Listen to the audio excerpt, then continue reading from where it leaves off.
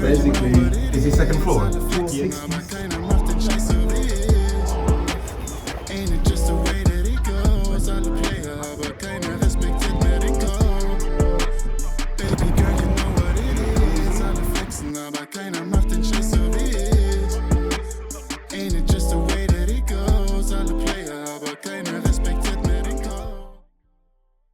Aloha. Buchs war wieder den ganzen Tag unterwegs. Ich mache so viel, dass mein Akku gar nicht reicht, um das alles zu dokumentieren. Ich bin wieder im Hotel. Ich will jetzt endlich mal in den Pool da oben springen. Ich habe hier im Hotel wieder einen ganz coolen Dude kennengelernt und für mich sind einfach auch Menschen, die selber noch mit dem Leben strugglen, super interessant, weil ich daran selber sehe, wie weit ich gekommen bin, die Ängste, die ich selber habe und selber hatte, und deshalb hat jeder Mensch einen Wert. Und wir hatten ein krasses Gespräch, sind dann kurz in die Stadt gegangen, Kaffee trinken. Und dann habe ich zu ihm gesagt, wir müssen auf jeden Fall in Kontakt bleiben, weil ich gerne sein Wachstum sehen würde. Und dann guckt er mich an und sagt, Bruder, das hat noch nie jemand zu mir gesagt. Das ist das Schönste, was ich gehört habe. Und ich habe Gänsehaut selber bekommen, weil ich mir denke, wie krass das ist so. Dass Leute nicht gewöhnt sind, dass sich jemand wirklich ernsthaft für sie interessiert und einfach sehen will, dass man seine Ziele erreicht und Erfolg hat. Und das liegt mir einfach in den Genen, weil es schön ist, weil es ein krass nices Gefühl ist, Menschen zu inspirieren und einfach sie zu motivieren, ihre Ziele zu erreichen. Und deshalb macht es mir einfach unglaublich Spaß, Menschen zu inspirieren. Und nicht mit erhobenem Zeigefinger und einen auf Lehrer machen, weil ich hatte noch ein anderes Gespräch mit einem Mädel gestern und dem Basil. Und dann sagt sie irgendwann zu mir, ey, du hast eine krasse Lebenseinstellung, du solltest teachen, you should teach people. Und dann habe ich gesagt, das habe ich sowieso vor, aber eins, was ich nie machen werde, ist mich als Lehrer definieren. Weil wenn, dann können Leute von mir lernen. Aber ich würde niemals behaupten, dass ich die Weisheit mit Löffel gefressen habe und meine Weisheiten oder das, was ich weiß, jemandem aufzwingen. Jeder hat die Möglichkeit, von mir zu lernen, aber er muss es nicht. Ja, so werde ich das auch weiter angehen. Aber ich weiß, ich bin auf einem guten Weg. Es ist unfassbar, was für eine Entwicklung ich gemacht habe. Seit den letzten Jahren, und das Jahr ist noch nicht mal alt. Wir haben Januar. Wo geht es noch hin? Und ich weiß, es werden noch Tiefen kommen. Nur das Ding ist, ich gehe inzwischen mit ihm ganz anders um.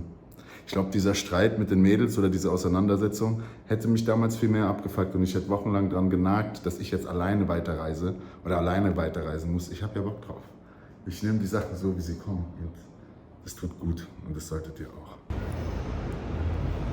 Und was lustig ist, anscheinend hören Leute tatsächlich meinen deutschen Akzent raus, wenn ich Englisch spreche. Ich finde das krass.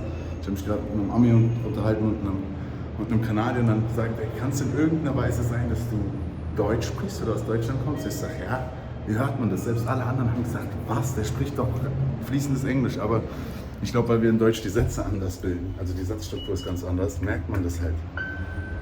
Aber ich bin mit Englisch tatsächlich aufgewachsen. Meine erste Sprache, die ich gesprochen habe, war Englisch. Und deshalb bin ich mir auch ziemlich sicher, dass in Zukunft mein Content auf Englisch sein wird, auch wenn das viele nervt. Oder viele haben gesagt, ey Bruder, nein, mach das nicht. Aber dann müsst ihr halt Englisch lernen und ihr werdet immer Untertitel bekommen. Immer. Macht euch keine Sorgen. Jetzt bin ich einfach ohne zu hinterfragen ausgestiegen, weil der Aufzug ausgegangen ist. Der Kerl, der guckt mich auch so an, was macht der? Ich gehe einfach raus. Basically, is the second floor? 206 is... I'm going to 9th floor. Can somebody press it for me? Yeah. This is my Portuguese friend I met today. I literally just told the story about when we walked and I said I want to see your process and your growth, what you said. I said that was literally one of the best things I've ever heard from somebody. And that shocked me because I had to tell it to the camera, because I said, if this is something that people don't hear from other people, in which society, in which life are we living? You know, it's crazy. I noticed this. I know it myself, bro. I don't have any people around me inspiring me. Oh, really? So I love inspiring others, man. What you gotta do. Guys, enjoy, huh? I'll see you soon. Yeah, hey. If God wants, we'll meet anyway.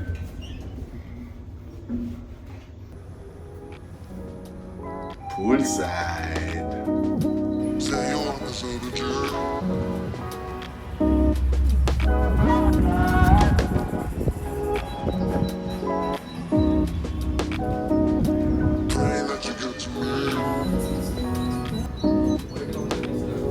Hello, sir. Perfect.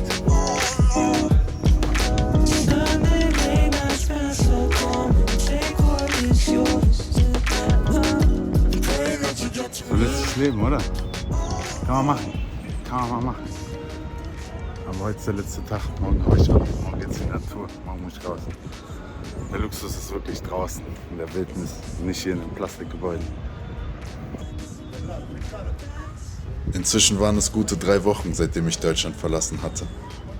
Meine Seele, wenn ich nur an meine Seele denke, die inzwischen eine 180-Grad-Wendung gemacht hat und ein tägliches Gefühl von Entspannung und Zufriedenheit, das ich so lange vermisst hatte.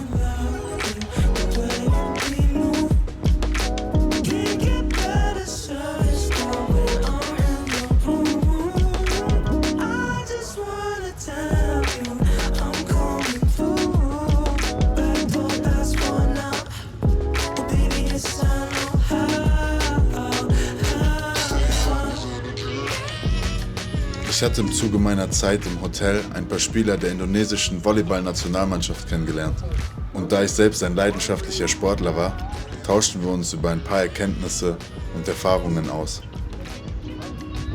Einer der beiden meinte, mit meiner Größe vielleicht nochmal eine Volleyballkarriere starten zu können, da meine Körpergröße in ihrem Land nicht oft vorzufinden war.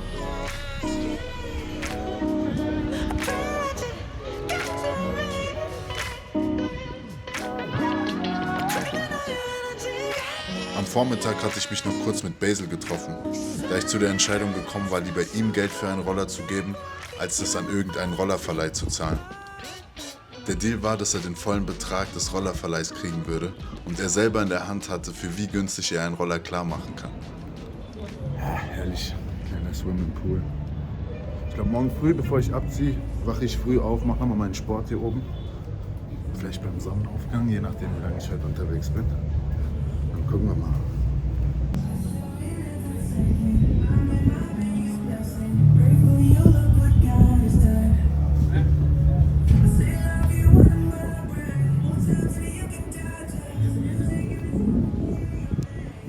Abends wird es hier eine richtige Bar, richtige Restaurant. Das scheint ja voll der fancy place hier zu sein für die Locals. But I don't care. I don't want this kind of luxury. I'm happy with what I'm doing. Aber ich habe gar nicht wirklich richtig ausgenutzt, was ich hier eigentlich habe und was ich machen kann, weil ich nur draußen mit den Locals bin. Hallo.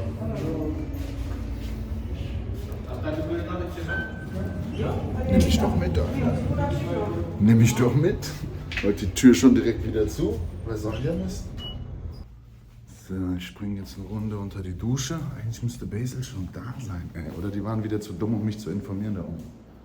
Und dann mache ich mich mal ready, weil wenn ich den Roller heute schon habe, dann werde ich auf jeden Fall noch ein bisschen in die Stadt gehen. Ich bin eigentlich später verabredet zum Abendessen, aber ich würde heute gerne ein bisschen Zeit für mich verbringen eigentlich. The boys on the streets.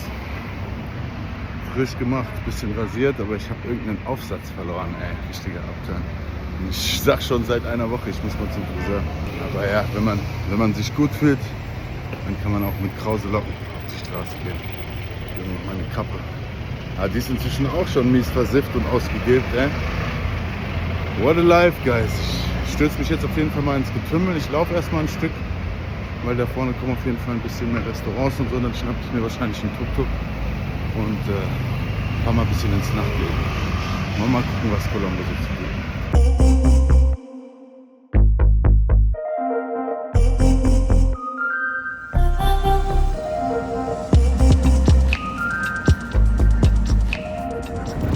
So, Boy ist erstmal im Tuk-Tuk. With my man, what's your name again? I'm Niro. Niro. Yeah. With my man Niro, local Colombo boy. Say hi to my audience. Hi. Der fährt mich jetzt erstmal zu dieser Curve Bar. Ich habe gehört, da gibt es ein bisschen Live-Musik. Da werde ich mir erstmal einen reinlöten. Ich trinke doch normal gar nicht. Aber man muss das Leben auch mal genießen.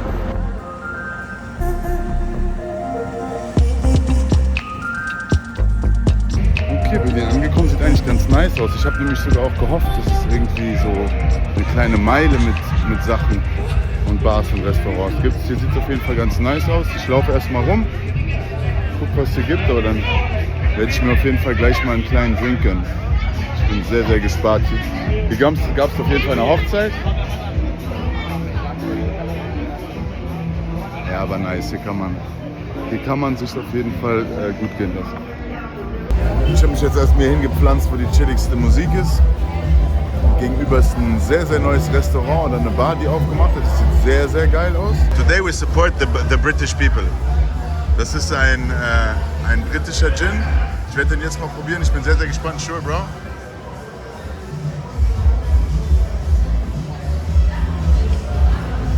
Besser als Beefeater alle Male. Ich bin sehr, sehr gespannt. Thank you very much. Das Ding ist, ich habe mich irgendwann so krass in Gin Tonic verliebt, weil ich davon einfach keinen Kater kriege. Und es ist ein guter Drink, um anzufangen, um reinzukommen. Ich weiß gar nicht, ob ich so viele Leute trinken werde. Aber der schmeckt in Ordnung. Ist jetzt nicht super gut, aber kann man machen. Why'd you have to leave me? Yeah, my life done changed. Who would have thought that? Damn, you'll never stay. Feeling the change, all in myself, my dear. Turning the page, I'm trying to pace my days. I'm starting to face my face. But I love my pace, I love my pace, I love my pace. Falling was Auch wenn Zeit angeblich alle Wunden heilt, verbleiben am Ende doch immer ein paar Narben. Und genau diese Narben sind es, die uns an den Weg erinnern, den wir bereits gegangen sind. Doch ich will aufhören, zurückzublicken, um mich nur noch auf den Weg zu konzentrieren, der jetzt vor mir liegt.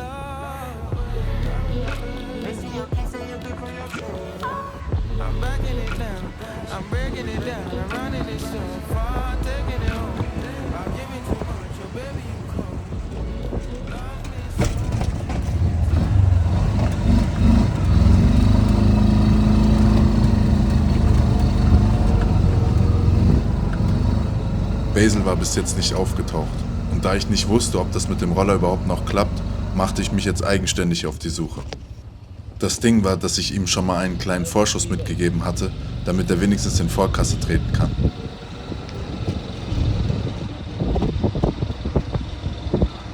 So, Tuk-Tuk hat mich in der Havelock City Mall rausgeschmissen. Havelock ist so ein bisschen die wohlhabendere Gegend.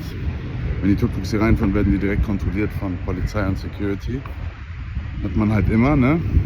Diese 2 oder 3 Welten. Und ja, es gab einen kleinen Vorfall, der nicht so nice war. Von dem werde ich euch aber noch berichten. Jetzt muss ich mich erstmal um was anderes kümmern. Aber ich werde darauf zurückkommen. Das Komische war, dass er noch am Vorabend an der Rezeption eine Nachricht hinterlassen hatte, dass er am nächsten Morgen den Roller vorbeibringen würde. Okay, boah, die Mall ist krass, Alter. Richtig clean, richtig sauber. Ja, du findest halt westlichen Einfluss überall. Ja, das gute alte Mall-Leben. Aber hier kriegt man wenigstens einen guten Kaffee. Ich habe jetzt einen Cappuccino und dann muss ich mich auch ein bisschen beeilen. Ich will ja heute eigentlich ab in Richtung Dschungel. Heute geht's nach Candy, heute beginnt meine Reise durchs Land, ey. Das wird nice. Ich muss aber vorher noch ein paar Sachen organisieren. Ich brauche unbedingt noch eine Mini-SD-Karte. Das darf ich gar nicht vergessen. Gut, dass ich mich daran erinnere. Ja, und dann so spätestens 12 Uhr oder sowas geht's los. Miese Krise. Gerade läuft alles nicht so gut. Aber jetzt habe ich rausgefunden, dass ich irgendwie einen temporären Führerschein hier brauche, um überhaupt einen Roller mieten zu können. Das Problem hatte ich nicht in Ägypten, das Problem hatte ich nicht in Thailand. Und da heute Feiertag ist, hat die Lizenzstelle zu. Das heißt, ich muss jetzt noch eine Nacht hier verbringen, damit ich das morgen schnell machen kann und dann einen Roller mieten. Also.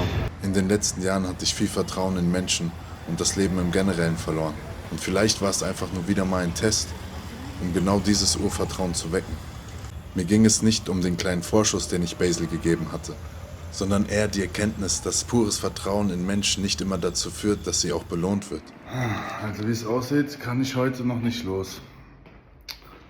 Ich habe jetzt mein Zeug gepackt, muss jetzt gleich auschecken, frage unten, ob ich meine Tasche noch ein bisschen stehen lassen kann, weil ich erstmal eine neue Residence brauche für eine Nacht. Ich würde irgendwas Einfaches nehmen. Nicht viel Zeit im Hotel verbracht. Und jetzt stellt sich heraus, dass ich anscheinend meinen deutschen Führerschein auch noch übersetzen lassen muss. Ich habe keinen Nerv für den Scheiß. Hätte ich mich mal früher drum gekümmert. Ne? Manchmal ist dieses einfach in den Tag leben dann auch nicht vorteilhaft. Hätte nicht gedacht, dass es strikter als so manches europäisches Land ist. Aber man muss sich an die Regeln anpassen. Deshalb, ich packe jetzt mein Zeug. Und dann frage ich, ob ich das erstmal unten in der Lobby lassen kann. Und ich muss auch unbedingt was essen, ey. Und dann sehen wir weiter. Wir sehen uns gleich, ihr Lieben.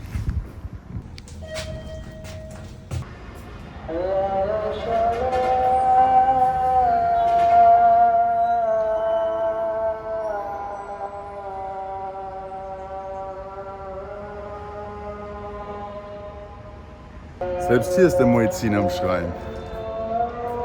So, ich hole mir jetzt noch was zu essen. Ich muss mal gucken, was ich jetzt buche und wie ich das weiterhin mache. Aber heute ist mal wieder einer dieser Tage. Aber was ich gelernt habe, ist zu wissen, wann man das akzeptieren muss. Und das kann nicht immer nach oben gehen. Heute ist mal einer dieser Tage, der eher ein bisschen neutraler ist. Ich meine, es ist jetzt nicht scheiße, aber werde mich darauf einstellen müssen, jetzt noch ein bisschen zu bleiben.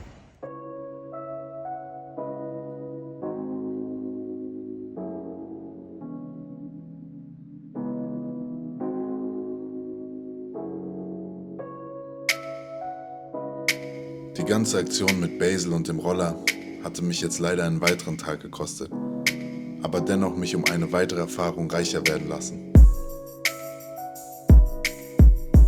Das Komische ist, dass Basil gleich mit dem Geld hätte verschwinden können und gar nicht am Vorabend hätte nochmal auftauchen müssen, um mir diese Notiz zu hinterlassen.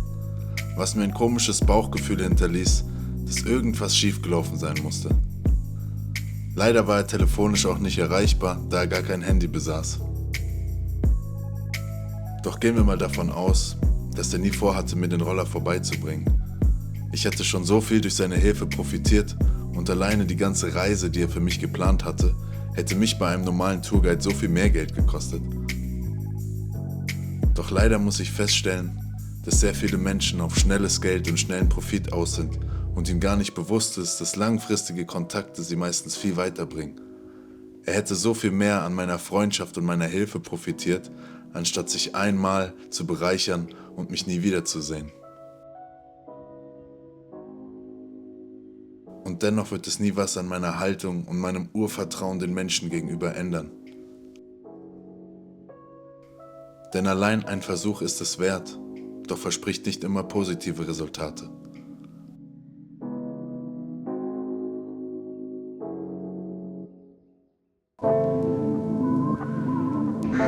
Massage? Lass mal gucken.